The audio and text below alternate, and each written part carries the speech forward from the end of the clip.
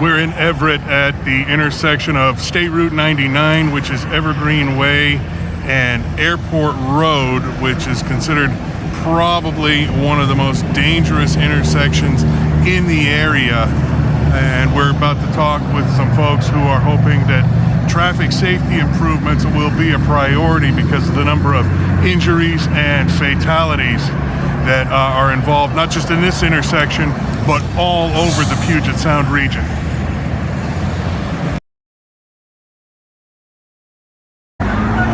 This is Vicki Clark. She is the policy director for Washington Bikes. And Vicki, you're just using this intersection as one of many to highlight some of these issues. Can you talk a little bit about some of the problems that people that are walking and biking encounter when they're in an urban area like this? Yeah, I mean, I think that this intersection is a great example of a pretty hostile environment for people walking and biking. You can see there's 7 lanes of traffic to cross an intersection. The crosswalks, between intersections are pretty far apart, right? So if you're out shopping and you want to go to one store on one side of the street and another store on the other side, it's a pretty long haul if you're a pedestrian, not particularly comfortable. Specific to right turn on red, right turn on red is the one movement in a traffic intersection where pedestrians have the right of way, they have the white go, but at the same time vehicles are wanting to turn right into and across the crosswalk. And so this is a really this is a high conflict area for pedestrians and vehicles. And so that is why we want the state to look at eliminating right turn on red as a default in urbanized areas, with the onus on needing to prove, needing to study the safety implications of the intersection and study whether it would be safe to do a right on red, and then only then doing that. So you've mentioned too that the legislature needs to be involved with this. What kind of cooperation do you anticipate from them? That's a great question. I think the reality of the traffic violence and the number of people being killed and seriously injured on our streets, I think that I believe that the legislature is looking to act, and I think that they want to leave no stone unturned in identifying what the policies they could enact to make our streets safer, and I think that this is exactly just one of them. Will Washington Bikes, I'm assuming, be lobbying this session then? Yeah, Washington Bikes we do work in Olympia with legislators. Every year we support policies that will make people on bikes and people walking and rolling safer. In years past, we've supported legislation to discourage distracted driving. We really supported a vulnerable road user bill that would increase tickets for drivers when they're performing when they're doing things that are known traffic issues for people walking and biking, things that make the street unsafe for walking and biking. Unfortunately, the vulnerable road user bill is rarely cited in traffic collisions. We've supported a safe passing law, so drivers need to give at least 3 feet, if not an entire lane, for people biking. I don't often see that happen. I think it's a matter of thinking about and looking to what the data says about why people are getting hit, seriously injured, killed, and enacting policies that will finally make a difference. Like, we're looking at the number of people killed on our streets in 2022 being the highest in 3 decades. That's 3 decades. These numbers are going in the wrong direction, and we need to do something.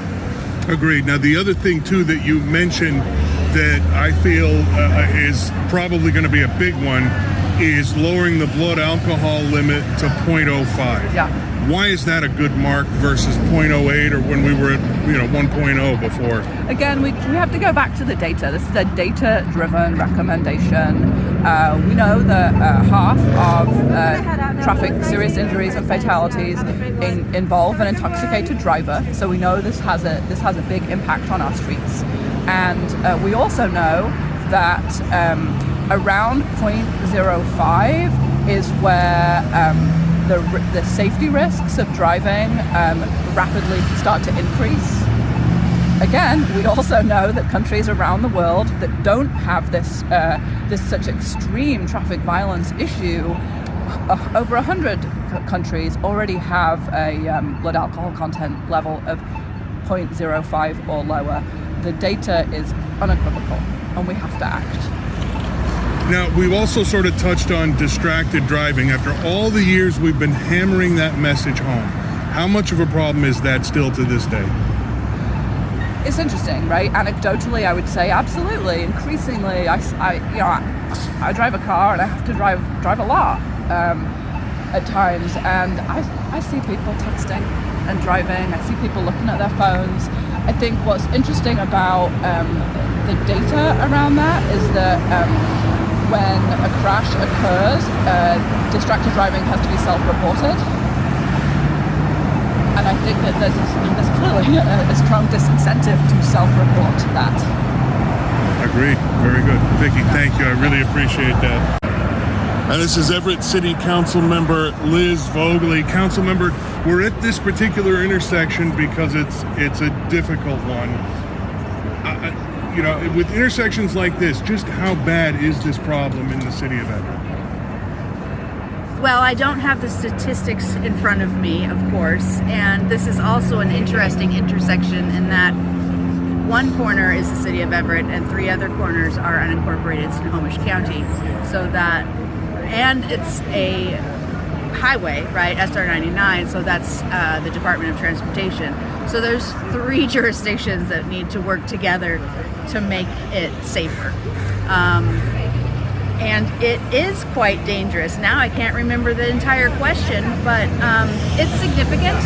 And then you add to that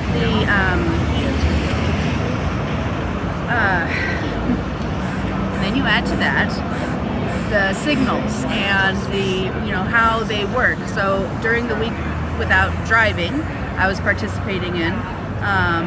I had to take the Swift line, the blue line to here, and then catch the green line. And as you can see, there are bus stops on every corner, 2 different lines, which means we have to cross a lot. And I had my kids, and one of the signals wasn't working. And a couple people did cross the street without it being their turn to go. But it kind of was their turn to go, except the signal wasn't working. It's just really bad. And so I'm with my kids saying, okay, this is the deadliest intersection around. We might have to run for it. But thankfully, one of the gentlemen who ran across the street made it safely and pushed the button on the other side. It has since been fixed, probably because of a tweet, and people found out. But, there are chances that we have to take, and we can only hope that drivers are paying attention as well. And I'm a driver as well, so I know. Well, you had mentioned multiple jurisdictions, but it sounds like, and please correct me if I'm wrong, that there has been some cooperation in terms of trying to improve safety in this corridor. Yes, absolutely. The city of Everett and their engineering department was able to speak with, like I said, the DOT, and it was really an easy conversation from what I'm told. I wasn't in it, but I was like, yes, we can do that. Let's lower the speed limits in this section. And it took time, and we had to be worked together, but it did work out, and I think we can do more of that in the future. Excellent. Well, what is the message, not just to drivers, but to people walking and biking as well? Everyone needs to be aware of their surroundings. Gotta be, you just need to be aware, because sadly not everybody is out for your safety, and they may be out for their own. So take care, be aware. Might even be a new thing that people say. Doubt it. it's worth a shot, right? Take care, be aware, be kind, watch where you're going. Well, and you had talked about it too. I mean, you are somebody who pays attention, Yeah. and you still got bitten by it. Yeah. I've been there too, I admit it. Yeah, it's hard to, you know, and here's this pedestrian halfway in the crosswalk going, what are you doing? You know, and I didn't actually almost hit them, but I did not see them, and I was looking to see if I could turn right on red in a place that I know is not a good place to turn right on red. And so I've pretty much stopped doing that now. Yeah. Cars get angry. I mean, drivers get angry in their cars at me stopping at a red light. I Well, think. I mean, like I say, I've been guilty of it too. And even if you don't hit somebody, you pull in and then block the crosswalk. Yes. Yes. Yes. Somebody was delivering food to, you know, like a DoorDash or something. And I was walking on the sidewalk and they blocked the sidewalk and the bike lane, and there was a car coming. So they noticed that they were in the wrong, and I thanked them for noticing. But still, you know, let's be aware of our surroundings. And if we do get crosswalks and sidewalks, let pedestrians and cyclists use them. I think that's fair. Councilmember, thank you. I appreciate that. Thank you.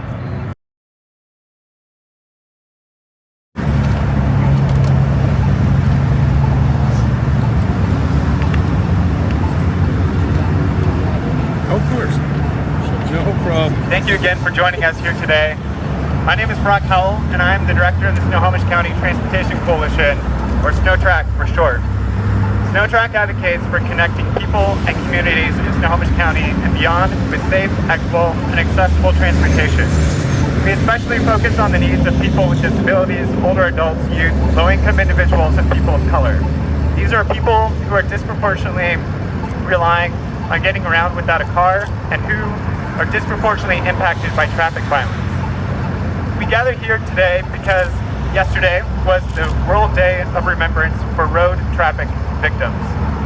Joining us to speak, we have a group of local elected leaders and safe street advocates who will speak to the work they are doing to make our streets safer and will emphasize the continued need for additional safety improvements across the county and the state. Here with us today are Ed Engel, Mobility Justice Advocate with SNOTRAC, Megan Dunn, Snohomish County Council Member, Liz Vogley, Everett City Council Member, Councilmember Hertz with Linwood, and Vicki Clark with Washington Bikes.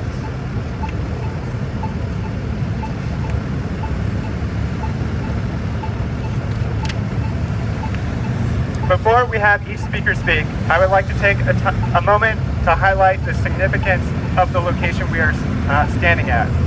Right here at this intersection, Donaldo Perez, age 35, was struck and killed as he was crossing from west to east on April 10th, 2022. In fact, this was just one of 8 or more fatal collisions that have happened here at this intersection over the past decade. And Perez was just one life lost of the 7 fatal crashes that have occurred on the SR99 Evergreen Way corridor this year. I would like us all to take a moment of silence in remembrance of Perez and those who have lost their lives in traffic violence.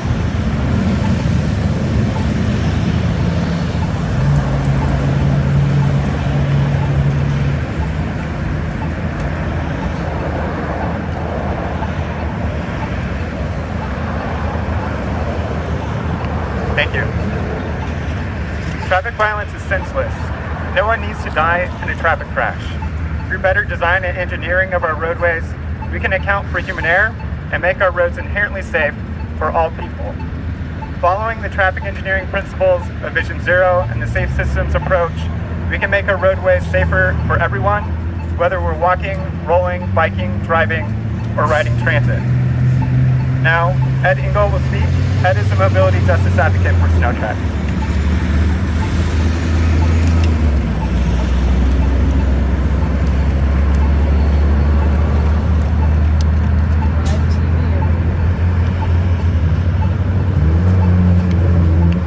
My name is Ed Engel, and I am the Mobility Justice Advocate at SNOTRAC. In addition to my role at SNOTRAC, I am a lifelong resident of Everett.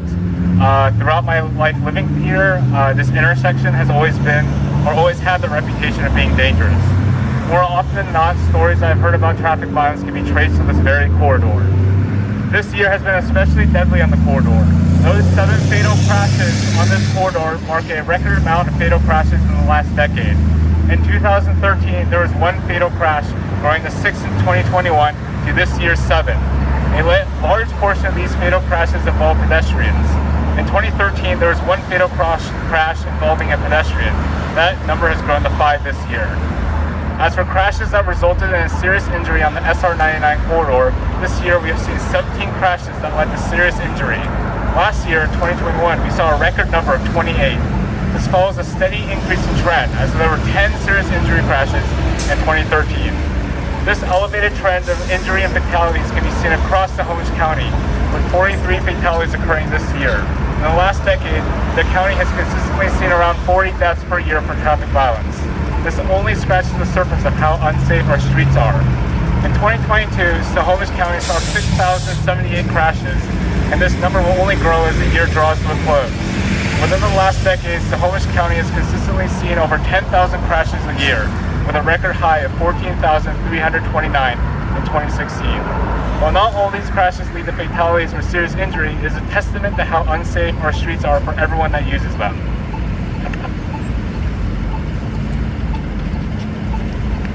I want to note that these numbers are not just statistics. These people are our neighbors, family members, and friends, those that are close to us. And yet, we describe traffic violence as inevitable. Cost for living in a society oriented around getting places via car. However, the truth is, these deaths are preventable. At SnowTrack, we believe in a safe system approach, also known as Vision Zero. By designing and engineering our streets to be calmer, slower, and more predictable, we can make our roadways inherently safe for all people, including our most vulnerable users. We acknowledge that many of these crashes involve behavioral issues such as intoxication, speeding, and not wearing a seatbelt. However, many jurisdictions around the world have proven that when transportation and public works departments focus on engineering and designing roads and streets to be inherently safe, then these behavioral problems do not result in the tragic loss of life. WashDOT and the Everett Public Works Department, as well as the City of Edmonds, have been working hard recently to make this corridor safer for all users. Things like giving a leading pedestrian signal and longer walking cycles, creating more crossings for pedestrians so they don't have to walk a half a mile to cross the street, restricting right turns on red.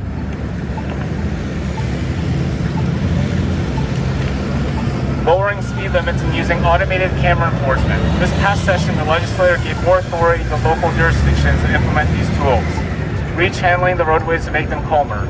We need to make our streets calmer and safe for all people so that everyone can walk, roll, bike, and or drive to where they need to go. And we believe policy changes such as those that I mentioned will be a step in the right direction. Next we'll be speaking is Megan Dunn, who is a Snohomish County Council member.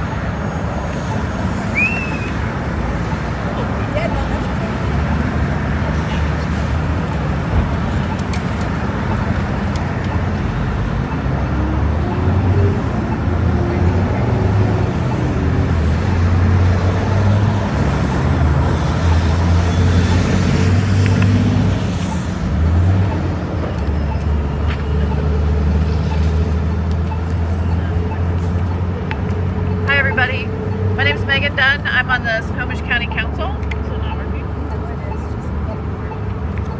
You can do it. It's stretching it out. okay, holding it closer. Okay. Is it working? Snohomish County partners with the City of Everett, Community Transit, and the community to address safety and pedestrian and bicycle improvements in this area. We recently completed a safety study and will be implemented some of those new improvements. In conjunction with Community Transit and the Green Line Bus Rapid Transit, our Public Works Department installed additional pedestrian facilities on Center Road to connect the neighborhood to the stations at SR99 and Airport Road. Public Works recently applied for several grants to improve safety in this area. First was a $900,000 PED bike or PVP grant to identify potential pedestrian and bike mobility improvements to 128th, 4th, and Avenue 4th, which is where we are. And our team also applied for a Safe Roam to School grant on Center Road for filling in missing sidewalks between 8th Ave and 10th Avenue. 99, which is a very long stretch of highway. Most of that is State Route and Evergreen Way, which is in the vicinity of the city of Everett. And Snohomish County's immediate focus is this intersection here, 128th and Airport Road.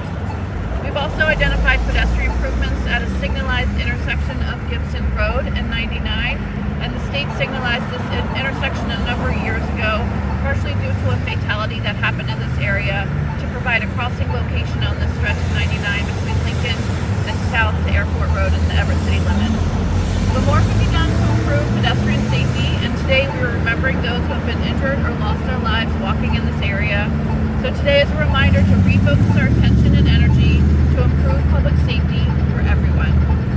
And next we'll hear from Liz Bogley from the city of Everett.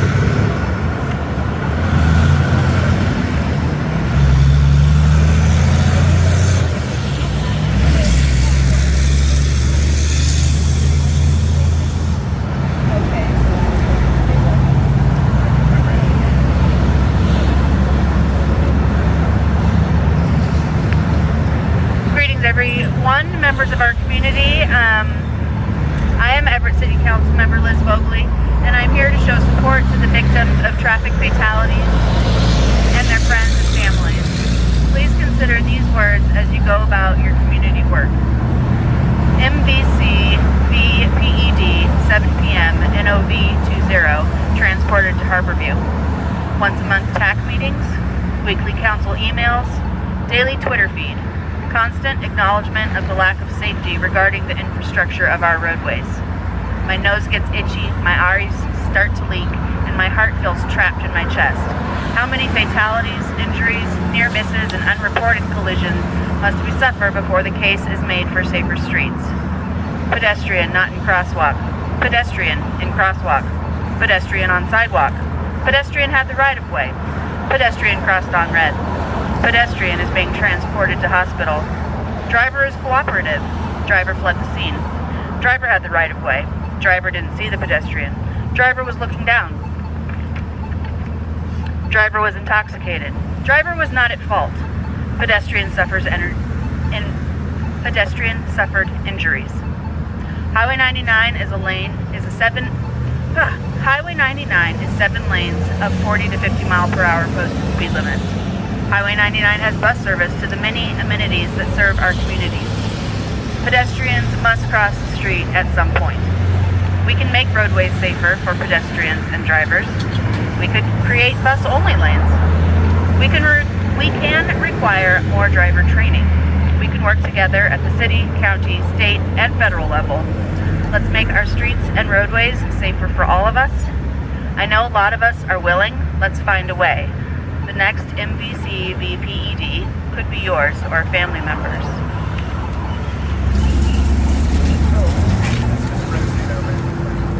Yes.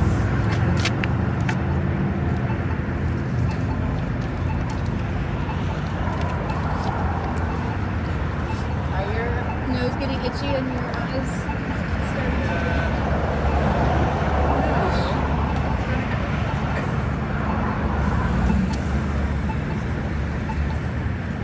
Lift it up.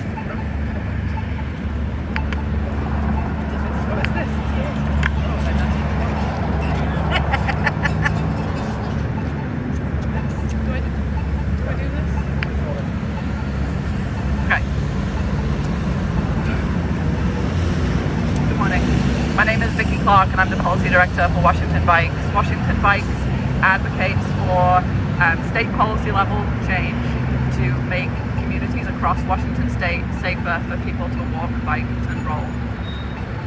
I want to close us out with a call to action. We need action from every level of government to address traffic violence. Traffic violence is nothing short of a public health crisis, and we need government at every level to act with urgency. Yes, that means safer speeds, more dollars for sidewalks, protected bike lanes, and local government budgets. And I want to echo everything that has been said so far today around the need for safe infrastructure. But beyond that, the state legislature has a unique opportunity and position to change policy to make our streets safer. Let's zoom out. Everett, Snohomish. They're not outliers. This is a national issue. This is a statewide issue. Washington traffic deaths in 2021 were the highest in 2 decades. We are on track in 2022 for the highest traffic deaths in 3 decades. Deaths are rising much higher for people walking and biking. 2020 to 2021, we saw a 30% increase in the number of people killed while walking and biking, doing the most mundane activity of traveling on our streets from A to B. This is not some mystery illness that we're trying to diagnose. This is a public health crisis with unequivocal data. We know the leading causes of crashes, and we need state action. We want to work with the legislature in 2023 to enact policy change in 4 areas. 1, lower the legal limit for intoxication. 2, increase access to driver education. 3, build consumer awareness that heavier vehicles have a heavier impact. And 4, limit right turning on red in urban areas. Accepting that people dying on our streets is a policy choice. Let's change policy. Half of crashes involve an impaired driver. That number is going up. Washington needs to reduce the legal limit for intoxication to 0.05. We need to get impaired drivers off the road. Over 100 countries throughout the world have already enacted a blood alcohol content level of this amount or lower. That's because the data is clear that crash risk increases significantly around 0.05. A third of fatal and serious injury crashes involve a driver under 25. We need to make sure that our young drivers have the skills to be good drivers. Right now, if you wait until you're 18, you can get a driver's license without going through driver's ed. In fact, half of young drivers have not been through driver's ed. We're expecting that people are going to magically learn how to be good drivers on their own. And that is counter to everything we know about education. We know that cost is a big driver in skipping driver's ed. And we also know that people who've been through driver's ed are safer drivers and they're safer drivers for their entire driving life. We need the state to implement equitable access to driver's ed to make our roads safer and better. It's not just about drivers behind the wheel. Vehicles are getting heavier with every year, every new model. And automakers have a role to play. Bigger, heavier vehicles hit harder. It's just physics. Right now, the safety ratings of a vehicle is solely determined around the people inside the vehicle, not the people outside the vehicle. The feds need to change that, but the state can also act. Consumers need to have full information about the risk their vehicle poses to the people outside the vehicle and should pay higher fees for heavy, more dangerous vehicles. Finally, intersections are where most crashes happen. They're the most dangerous places for people walking and biking. Statewide, more than 1 in 5 crashes occurs at an intersection, and in urbanized areas like Everett or Seattle, the number of crashes at intersections is much higher. We need to limit the chance of being hit by a car at an intersection. Let's limit turning right on red in urban environments. Washington, D.C. is leading the way on this and passed legislation this fall. Washington State can follow. In the face of increased traffic violence, we need bold action in the Washington State legislature in 2023. That's why we're asking to target these policy changes. This is the where, how, and why crashes most frequently happen. Thank you.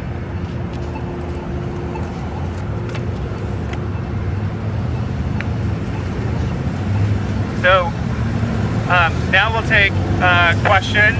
I'll just note, SnowTrack doesn't do lobbying. We don't lobby for specific bills. And so each of us here today, our common vision is around reducing traffic violence across our county and our state. And for particulars, they should be attributed to the particular individual or organization as you're doing your reporting. Happy to take questions. Okay, well, we've talked several times now about intoxication being one of the issues. Obviously, with legal cannabis, it's not just alcohol, is it?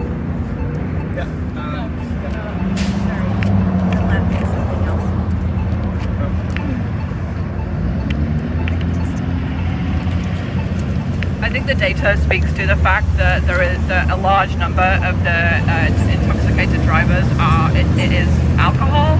But your point is well taken. I believe that the legislature and state agencies are studying the impact of cannabis and other substances on intoxicated driving and crashes. So also, and you guys might be able to answer this one, we sort of touched briefly on the main causes of traffic injuries and traffic fatalities, but what are, do we know statistically like what the top 3 or 4 are? Kind of the most underreported and still significant is speed. So no matter how somebody dies, the reason why they died is someone collided with them at speed. And so if we can make our streets calmer and a little safer and a little slower, that really helps a lot. So whether it's intoxication or driver error or pedestrian error or whatever it is, if we just make our streets a little calmer, that is the number one way we can make our streets safer. And you just touched on something else I was thinking about too. You mentioned driver error versus pedestrian error. How much of a mix is that? Because I know oftentimes people are quick to blame the driver. They weren't paying attention, they were looking at their cell phone, they'd had a couple of drinks. But sometimes the pedestrians aren't necessarily paying attention too, correct? That's true. The focus here is on, how did we design our roadways, right? So sometimes the pedestrian at many places along this stretch may have a half mile, 3/4 mile to get to a crosswalk. And so they're having to make decisions that the drivers just don't have to. And that puts them in a really risky spot. And so we've designed a roadway in a way that really favors easier decision making by the driver. And that puts the pedestrians in a really vulnerable place, which is why they're considered vulnerable users of the roadway system.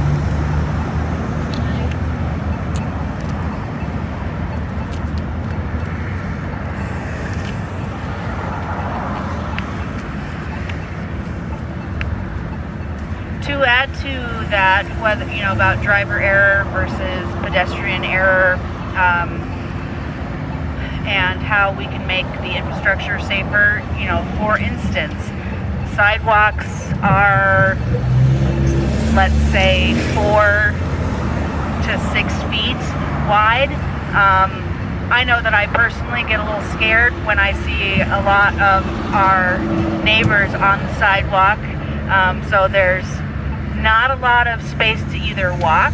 There's not a lot of space for a mom, a dad, and 2 kids to, go gallivanting down the sidewalk, and then the one brother pushes the sister into the roadway.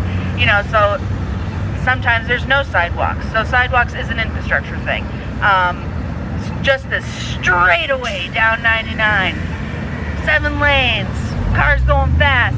The city of Everett did work with DOT, and we were able to lower the speed, the mile per hour allowed from 50 at Avocados just down the way to 40. So we are working together, but it's definitely an infrastructure thing. If you've got a fast car and you want to go fast, it's the place to do it. But it isn't, because I think I used to have on the back of my car, if the vehicle is going at 20 miles per hour, 1 out of 10 pedestrians, if they collide with a pedestrian, will get seriously injured. At 30 miles per hour, about half pedestrians, 5 out of 10 will get seriously injured. And if you're going 40 miles an hour, 9 or 10 will get severely injured. So it is a matter of speed, and it is a matter of how heavy your vehicle is. Thank you. Is that right-hand turn, no right-hand turn sign? It seems new to me, but is that one of the things you kind of brought on lately with improvements on the 99? From having driven in this area a lot, because this is my area, that there are a lot of new signage. There's a lot of new signage out. I'm not sure exactly when it appeared, but as we've been standing here, you may even have seen some pedestrians trying to cross without the light. cars still have to pay attention to what the sign says, and there's been multiple times that I've had to stop, even make eye contact with the driver, and they're still going ahead. So What is it about taking a right-hand turn on a red light that is a problem with hitting pedestrians? Please explain that. oftentimes, and this happened to me actually at Fred Meyer, but also here, drivers drivers of cars will go up into the crosswalk and stop. So they're not looking for pedestrians, they're looking for other cars. And then as they're looking for other cars, if it's safe to turn right on red, they're not seeing the pedestrian that's coming up that actually has the right of way. I almost hit someone, and this is me being very, very cognizant of not stopping in the crosswalk. But here I was looking for a car and not seeing the pedestrian. So, hope that answers.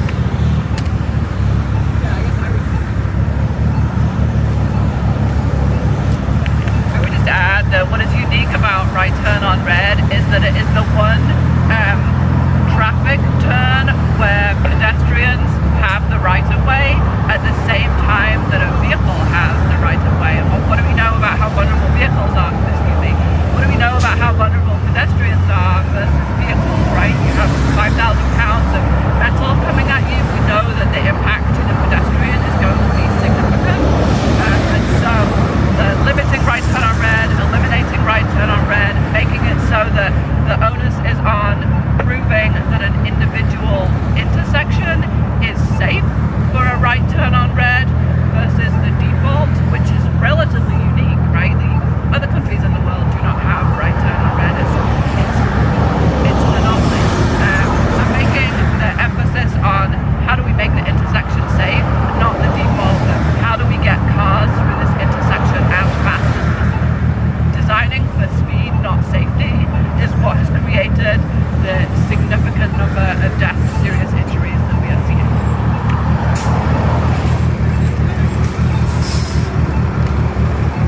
We've answered all the questions. All right then. Thank you. Very good. Thanks, everybody.